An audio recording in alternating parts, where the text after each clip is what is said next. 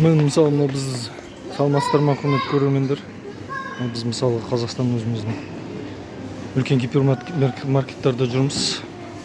Үлкен гипермаркеттерде өздеріңіз көріп отырғандай шыға берістерінде неше түрлі сағыздар, шоколадтар, неше түрлі сус нелер тұр. Осылардың барлығы басқа елдің брендімен шығып жатыр. Біздің елде, Қазақстанымызда шығатын өнімдер жоқ. Міне қайсысын көрсете аласыздар, қайсысын айта аласыздар. Біздегі міне мынау бізде шығарылады деп мынаны айта аласыздар.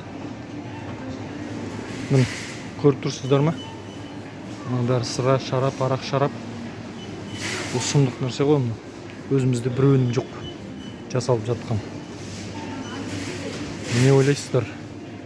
Ойларыңызды, пікірлеріңізді білдіре кетіңіздер.